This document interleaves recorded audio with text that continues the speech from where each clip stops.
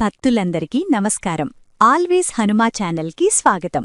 జీవితంలో కొత్త ప్రారంభానికి సంకేతమైన ఈ ఉగాది రోజున మనము చేసే కొన్ని పనులు సంవత్సరం మొత్తం మన జీవితంపై ప్రభావం చూపుతాయి. అయితే ఉగాది రోజున ఏం చెయ్యాలి, ఏం చెయ్యకూడదు, ఏ మంత్రాలు జపించాలి, ఈ వీడియోలో పూర్తిగా తెలుసుకుందాం. చివరి వరకు తప్పక చూడండి. ఉదయం చెయ్యవలసినవి: ఉగాది రోజు బ్రహ్మముహూర్తంలో లేచి తలస్నానం చెయ్యాలి. ఇంటిని శుభ్రపరిచి తలుపులకు మామిడి ఆకులతో తోరణం కట్టాలి. కొత్త బట్టలు ధరించి పూజకు సిద్ధం కావాలి. పూజ విధానం: పూజ స్థలాన్ని శుభ్రపరిచి దీపం వెలిగించాలి. కలశాన్ని ఏర్పాటు చేసి దానిపై మామిడి ఆకులు పెట్టాలి. ప్రసాదం సిద్ధం చెయ్యాలి. శ్రీ విష్ణువును మరియు శ్రీరాముడిని భక్తితో ఆరాధించాలి. ఉగాది పచ్చడి ప్రాముఖ్యత: ఉగాది పచ్చడిలో 6 రుచులుంటాయి.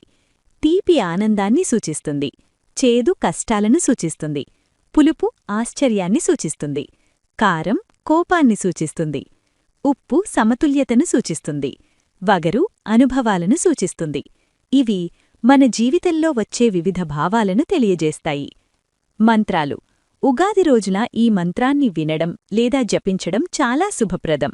శ్రీరామ రామ రామేతి. ఈ మంత్రాన్ని కనీసం 108 సార్లు వినండి లేదా జపించండి. చెయ్యకూడని పనులు: ఆలస్యంగా నిద్రలేవకండి, కోపం మరియు గొడవలు వద్దు, అపవిత్రంగా ఉండకండి, చెడు మాటలు మాట్లాడకండి.